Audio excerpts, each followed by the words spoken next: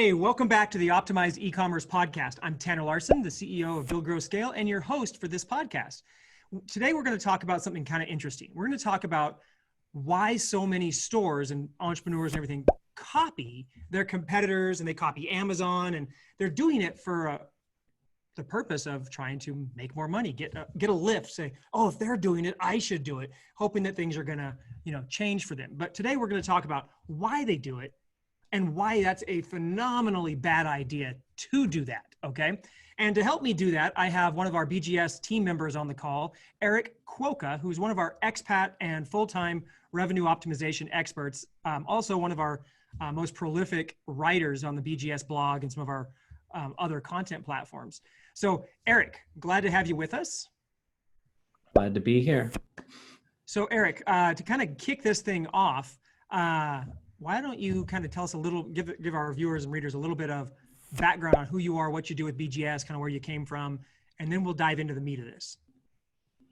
Well, as Tanner said, I am Eric. I work with the store audit team primarily. So when clients hire us to look over their sites and point out potential problem areas, that is like my main forte, as well as developing other content for our EI members. I'm currently living in Singapore, so it's dead of night right now, but we'll get through this. Before BGS, I was actually in the Marine Corps for 5 years, and then I was living in Korea when I got hired by BGS to start working here. Was that 18 months ago? Yeah, we are getting there. Yeah, so what time is it actually? Because it's only 11 a.m. for me, so it's what? So 1 a.m. 1 a.m. Okay, so we still got the same number in there. Well, crazy. So appreciate you for being on this late with us, and excited to kind of dive into this. Now, one thing Eric hasn't mentioned, so I'll kind of brag on him a little bit, is yes, he does basically run the store audit team for us, and is in charge of doing that. So meaning he looks at hundreds and hundreds and hundreds of stores, even more so than some of the optimization experts who work just on one store for one of our partner stores. Eric works on those, but also sees hundreds of other stores in every conceivable niche and industry and everything else. And on top of that, he is probably the most dedicated to continuing education in the revenue optimization space. The guy is just a beast at that. And we find ourselves coming to him a lot. Is like, hey, what's the current best practice on this? Or what are people doing here? And how is this working? And usually Eric's that walking encyclopedia of knowledge. So this should be a really good episode. He's also very, very analytical, and he's very detail oriented in terms of, like, if he sees something, he has to know why it's happening, and he won't accept your answer on why it's happening until he's also gone and done all the other research that can support whether you're full of shit or not. And he does that with me too. So I've learned to accept that, and it usually comes out the better. So in this case, we're going to talk about the whole concept of copying your competitor or copying Amazon. So first of all, let's start with the first question. Why do we even need to talk about competitor stores and their designs? Why do we even need to talk about this? Well, oftentimes when store owners get into a bit of a slump as to what they need to do next, because there's always something to improve, but it can be hard to tell what, they just start looking at other sites, which can, in a certain way, be beneficial. A lot of times they just start trying to just snag things that look like the cool new thing. Like even some of the amplified partners, like they'll come and be like, oh, our competitor's doing this, put this on our store. And we have to be like, whoa, hold up. Like, what problem is this supposed to solve? And where's the evidence that we have that problem? And we don't always win that battle, but at least we test it, and sometimes have to go back and be like, we don't know what your competitor is doing, but it's not working for you. So with that, that's a very interesting point, because naturally we see something on like a big competitor or like the market leader in our space or whatever, and it's natural to say, oh, they're trying something, or they changed this layout around, or they added this widget or whatever else, and it's natural to go, oh, well, I should probably do that too, because our gut or common sense thought process, which isn't all that intelligent, is to think, well, they're the market leader, they're the bigger store, they're more successful, so if they're doing it, it must be working. But that's often not the case, right? Yes, it can be all over the place, because sometimes competitors can be a very different business model in terms of where they are financially, because some could be in a rapid growth where they have enough funding where they can be losing money in certain ways, but to just get growth going, while your store may not be in that position to where you could be sacrificing stuff that's actually more meaningful to you while they can just be losing it. Or they could even not be doing good testing at all. Or when they get to the results of the testing, they may pick the wrong one because their own statistical analysis isn't very good. Correct. Or their data reporting could be wrong. Or what's even more common, we've found, like as you mentioned, our Amplify Partner Program, when prospective clients come in to work with us, we find most of them don't do any testing at all. And everything they're throwing on their sites is more because they like the look of it, or they think that it will work, or they saw someone else. So just because it's a bigger site or whatever doesn't necessarily mean that they have any testing whatsoever to back up why they're doing what they're doing. Yes, and bringing up Amazon, because it's always the big elephant in the room, they even have entire business models that can totally not be replicated by your average store, because they're just so big and have so much money flowing through them that they can actually like make money off of selling things that they haven't paid for yet. And it becomes very complicated from a business sense, but that's something that you can't do, but Amazon can essentially lose money on every sale and then still make it back. Plus, overall, Amazon's profits are extremely low, so copying them may not always be the best strategy. Good point. So a good example of that would be the frequently bought together widget that Amazon used for a long time, where it would like offer you the 3 products below the product thing. And then of course, some Shopify app developer created an app that would do the same thing. And, you know, talk about how we experienced that in the AMP world. Yeah, so this was actually talked about back in episode 7. You talked with Matt about this with a case study about this specifically, but go really summary. We've tested that on stores. They were like, Amazon's doing it, we need to do this. And we fired up those apps, set them up properly, tested them, and then it really did not work. Like it hurt the conversions more than it helped, because users can get distracted by these other things that now they have to make a decision about, 3 items when they thought they were just coming to make 1. So the point that we're talking about here is that just because someone else is more successful, or you would deem more successful, is doing something, doesn't necessarily mean it works. And all sites are contextual. And what we say is they're contextual, meaning that every site is different, even if you're in the same market or the same niche, serving the same customer. Just you could have a fitness brand selling a male supplement, and someone else could have a fitness brand selling a similar male supplement. The buyer demographics are going to operate completely different on both stores because they are different ecosystems. So what works for one may not work for you. So Eric, let's take this a little bit further. So we talked about why we need to talk about these designs, but why shouldn't owners just copy their competitors? We touched a little bit on that, but let's go a little deeper in that. Yeah, so overall, the types of users that can be going to different stores can be entirely different and have very different familiarity with the product space, as well as familiarity with the brand. Because some stores heavily focus on just selling to the same customers over and over again, which is a great strategy, but it can allow them to use designs that benefit that type of user, while a new user that goes to the site could be fairly confused. And we even have one AMP partner that sells a very specific kind of item to where they can get away with having just add to carts everywhere that they show an item, even on like the homepage. They can just have add to carts because the specific type of item and their specific user base can just come and just make the decision right off of that picture.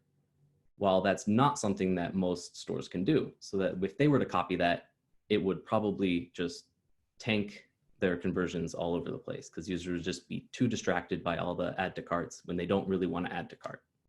Totally. So a little side note, guys, for those of you who are new to the podcast or not as familiar with Build, Grow, Scale, when Eric is talking about AMP partners, or I say Amplify, what we're talking about is our BGS Amplified Partnership Program, which is where we actually become the optimization back end of the stores that we partner with. So a brand would come to us, and if we found out that it would be a win-win for both of us, we could actually come in and take our entire team, plug them into that store, and handle all the day-to-day optimization, testing, tweaking, and all of that. And we do that as basically a done for you and done with you partnership with the brand, where they can focus on growing their store and doing all the marketing and that stuff. We handle all the data and optimization. So when he says AMP partner, that's what he's talking about. And currently we have about 30 plus stores that are in our AMP program that are all doing, you know, multiple millions of dollars per month on average.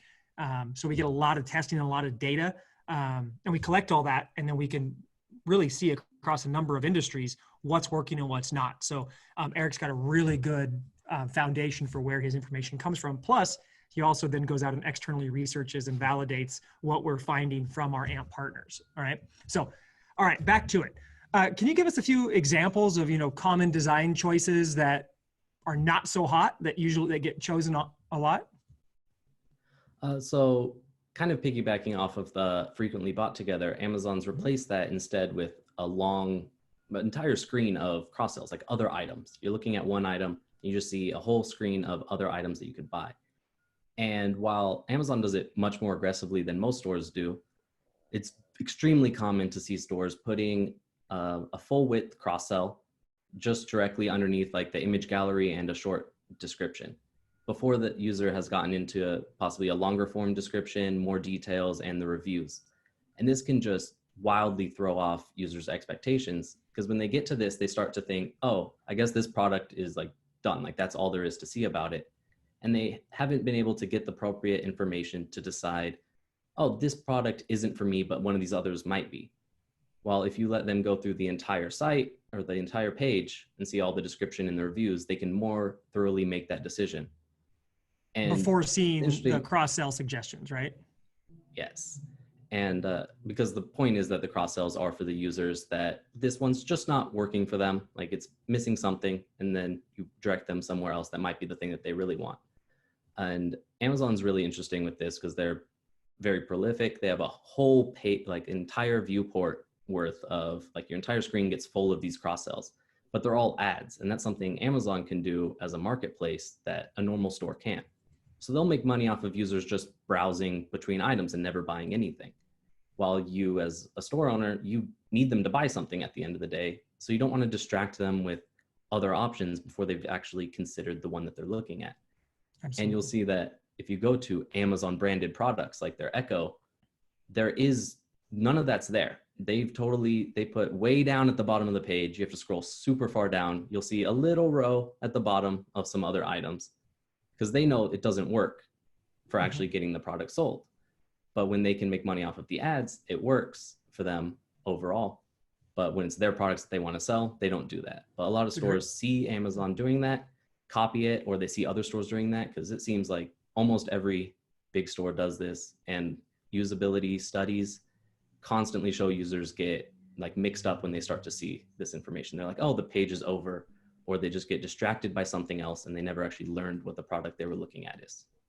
Gotcha. That's great. So what else, something else, what else is out there that people do a lot that performs poorly? So another one that stores often do is put social sharing icons like all over the homepage or on the products. Like you read a short description and then there's all the Facebook, Instagram links to share the stuff off. This seems to be like the hot thing because social media marketing's like the cool thing, but it just doesn't really work. Like kind of just takes up space. It reminds people that they could be doing something else and they may click it. I doubt anybody clicks these. I've never seen any data showing that people actually click those things. It's just a distraction. But even if they do, they could just end up at Instagram and then not post whatever it was and just start scrolling Instagram and they never come back to your site. And just stores just pack these things in everywhere when the best place to put these is just in the thank you page. After somebody's bought something, then they might want to share that they bought it or follow you to get more information later. But when they're just looking at the products, it's not helpful. It's not doing any of the work to sell the product. Totally. Yeah, it's always been crazy to me because it's, especially when you think about it from like the media side. I'm advertising on Facebook. I get a click. I pay for that click to send you to my website, only to show you on my website a Facebook icon that they can click to take you right back to where I just paid for you to come from. And it's like, why would I do that? But it's what happens a lot, and that's why those social icons are so dangerous. All right, so go ahead. In the past, Amazon was able to get away with a scheme like that, where they'd actually have other stores advertising on the Amazon product pages, and then they would charge them for that. And then they would charge them for the But Amazon basically knew that everybody that left would just maybe research the product better there, and then they'd come back to Amazon to buy. Totally. Like, You guys got to remember that for Amazon. Yeah, remember 50 cents of every dollar is currently spent. 50 cents of every dollar spent online is spent with Amazon. So they can do all kinds of stuff that nobody else can do because their ecosystem is so powerful. So until you can claim those kind of numbers, probably shouldn't predicate your store's design and elements based on something that Amazon does. And same thing with some of the bigger stores. A lot of the bigger stores, Eric touched on this, are funded. Okay, this is very common in venture funded stores, and we've worked with a few of them. They don't care about profit. They are totally fine losing money on every sale, and their only intention is to get a massive customer base, lots of sales, lots of product out there, branding, so to speak, so that then they can have these volume numbers and the size appeal when they want to package these stores up and then resell them. So it's very, very counterintuitive to see a big store and realize that they're not profitable, because you don't think of that. You think of they're a big store, they must be making lots of money, but it's not always the case. Okay, so tangent done, back on track, Eric. The next thing I want to know is, really want you to talk about and share is what, it frustrates the hell out of me, by the way, but why do so many stores, and why can some stores get away with such crappy designs and still do well? So a lot of this comes from being longer lasting stores. Like Amazon has been around since as long as anybody can remember buying something online. So they have a lot of faith with users. And this can also be seen with major luxury brands, like even Louis Vuitton and things like that. They've been around a long time, have built up a certain amount of trust and reputation to where users are highly motivated to fight through any friction that they have. Chances are nobody's created an Amazon account recently, but if you actually have to go through that process, it is awful. It's like 16 steps and you don't know where you are as you're going through it. But everybody's motivated to do it because they know Amazon's good. They're going to have that account forever. But if you were to make that step on your store, they'd get to the first step and they'd leave. Nobody wants to stick around and make an account with a store that they don't necessarily know that they're going to be shopping with later. And then luxury brands like Louis Vuitton, I was researching email marketing of signing up for all kinds of newsletters. And Louis Vuitton's is the most boring possible newsletter. They just send out basically just one picture and just go, oh, here's the new thing. But they can do that. And those probably make a lot of money because of the type of customers that they're dealing with. While a smaller store needs to do a bit more to be by the way, our brands, organic, vegan, all these different things, while they can just be, you'll buy it. We don't need to do the selling.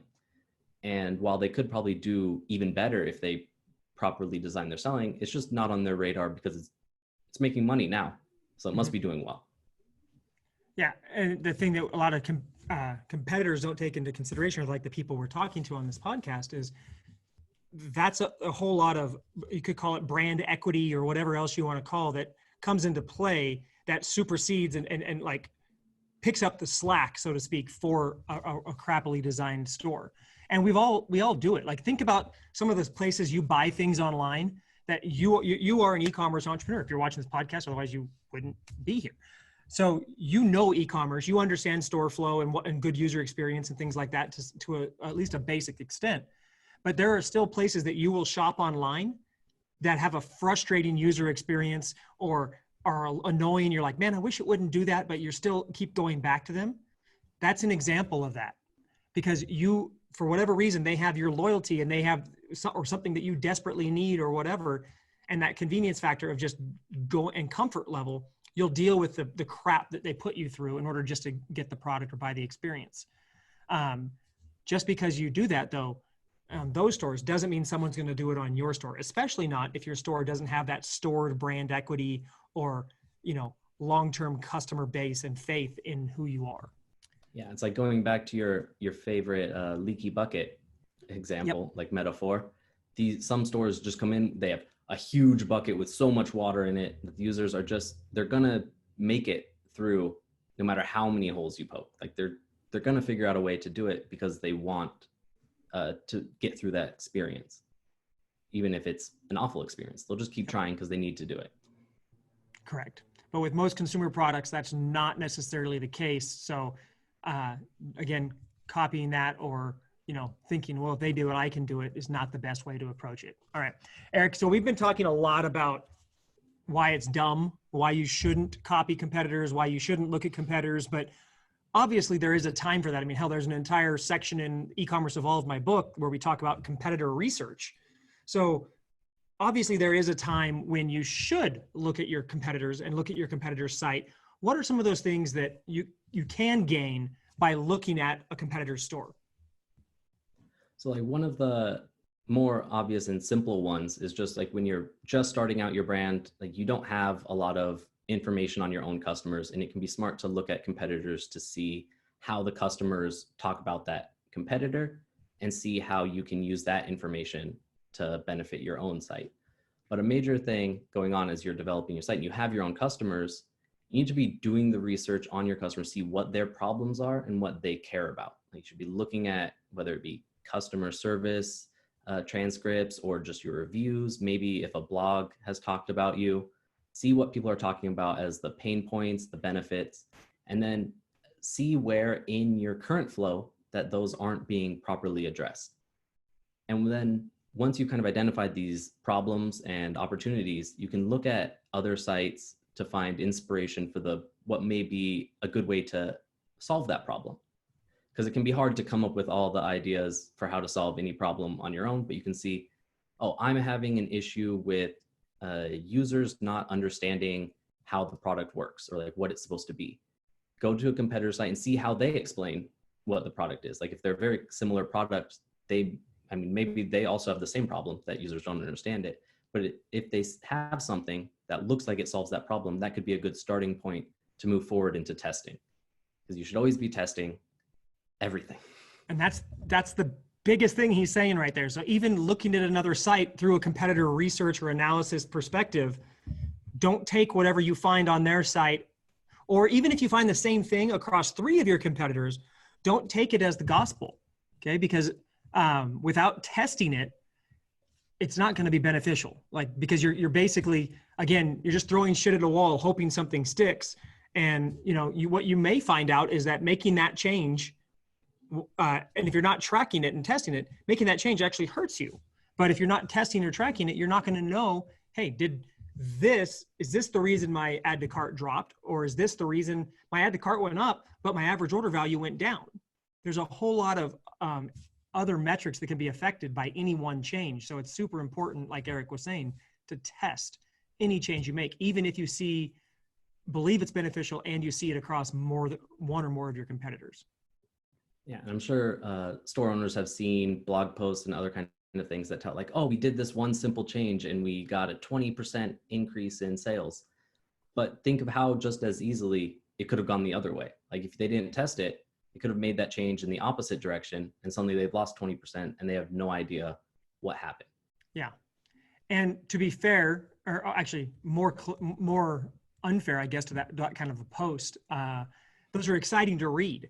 But that doesn't tell the whole story, because we found a lot of the time that just because one metric goes up doesn't mean other metrics don't go down, right? So one of the best examples that we use, and we actually developed our own app to try to solve this, was the in-cart upsells or AOV boosting apps that were developed to help you on the front end try to boost your average order value. And all these apps, when they are installed and they start working, what happens? Average order value does go up. We see an arrow on the Shopify average order value or on your e-commerce platform or whatever. We see that working. The problem is most people don't have their Google Analytics set up correctly. They're not tracking their other metrics correctly. They don't know if anything else is affected. And what we've proven over and over and over again is that most of the apps out there that raise AOV also hurt conversion rate, proceeded checkout, all the other metrics. So we've actually done the math. Most of them lose more money for you than they gain an average order value increase. So you really got to make sure that whatever you're testing, you're not just looking at that one metric and taking it at face value and saying, cool, this helped my store. Because it's very easy to get one metric to go up and then have a 0.25% loss in conversion rate. And over the course of a week or a month, that 0.25% loss in conversion rate is going to more than likely outweigh any gain you had from the other lift. Yes, and especially don't just look at the app's own dashboard on their sales, because they're going to just say, oh, you sold all this through our app, but they're not going to give you any information on the sales that could have been that they prevented. Very true. Yeah, what was lost. And the other thing is a lot of those app dashboards we found when we start really doing the tracking, they don't line up with the true Google Analytics tracking. And part of that is a lot of them are very generous in what they attribute to their own metrics to make their own stats look better. So anyway, this isn't an app discussion right now, but we kind of got on a tangent, but it's good information nonetheless. So anything else you want to talk about what they can gain by looking at a competitor store? Not too much. It's mostly that specific issue of once you've identified a problem on your store, look for inspiration in how other stores may have been attempting to solve that problem. Okay. Well, I think that's actually a pretty good place to stop talking about the whole customer copycat type system. But I actually want to ask you one more question before we wrap up. And that is, with all of this may be actually incredibly difficult for you to answer because of who you are, but I'm going to ask it anyway. With all of your background, with all of the stores that you see in the site audits, and let's just narrow it down to that so it's not quite so broad. You look at hundreds and hundreds and hundreds of site audits, meaning where we do a complete analysis, deep dive audit of all these different stores, top to bottom, mobile, desktop, everything. If you had to pick one thing, the one common thread that you see that you would want to say, hey, out of all this, what is one thing that and you could just pick the top one or whatever, that you see that store owners should be aware of or a mistake that most people are making? What would that be? It'll be hard to narrow it down to a single tiny thing, but it could be a big thing, whatever you want. Yeah, kind of guiding information, or just that. It'd be beneficial for stores to focus on how their store guides users to what their perfect product is. And that can be done through all kinds of different ways, whether it be the navigation, filters, wizards, or any kind of other things. Users want an easy experience where they know that product is for them. And if you're just throwing a bunch of stuff out in front of them, it makes it very difficult for them to identify what's actually the thing that's going to solve their problem or benefit them. Makes sense. And looking at it, so to clarify or dig a little deeper in that, the store owner does not have the same perception or thought process as the browser or the shopper, being that the store owner has products. I want you to sell these. The visitor coming in, they're looking for whatever ticks their fancy or floats their boat, not everything you've got. And more than likely, if you've got, more than a few products, only one or two of them may tickle their fancy. So the idea that we're talking about here is don't do a crappy job of giving them the tools that they need in an easy to use way that they can find what they want without having to wade through a bunch of crap.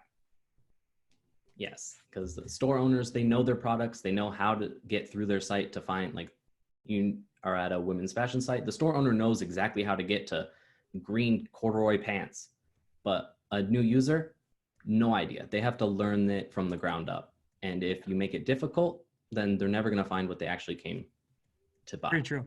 And an example of that would be as simple as your category page. They go to women's pants. They click on women's pants, and they go to the category page that shows all women's pants. But they only want a pair of green corduroys. But if, let's say there's 200 pairs of pants and there's one pair of green corduroys out of all the other stuff, and you have no way for them to filter or self-select to eliminate the stuff that they're not interested in. There's no green color filter. There's no corduroy material filter or anything like that. Now you're forcing people to go through and look at all the products that they are not interested in just to try to hopefully find the one that they are interested in, which they don't actually know exists on your store because there's no way for them to quickly locate that. Yeah, and after a few items, they're probably just going to go back to Google or just back to scrolling through Instagram because they're just going to be fed up with you're making it difficult for them to buy. Attention spans are not what they used to be. They're getting shorter. Think about it. Especially on a mobile experience, which 80+% of shopping occurs on mobile now, if you can't find what you're looking for in the user experience is shitty on a store, you get over it real quick and would just rather go back to looking at your Instagram stories, because at least that is user friendly. So you give up on the store very quickly, much more quickly than you would potentially on a desktop. Well, Eric, I appreciate that. That was actually some really, really good stuff. And I think it'll prompt a lot of questions. Now, guys, if you enjoyed this episode, obviously leave us a review or whatever. And if you're on YouTube, put a comment below. But also, if any of the stuff that Eric and I talked about today, prompted some questions, or you have ideas or things that you'd like us to talk about or clarify further, go ahead and drop those below or add them to your review or whatever, and we read those. And then that'll give us, ammunition for future episodes that we're happy to talk about and really take this further. Eric is that wealth of knowledge that we definitely want to exploit on the podcast. So if you've got ideas or you want to hear from him on stuff, drop it in a comment below.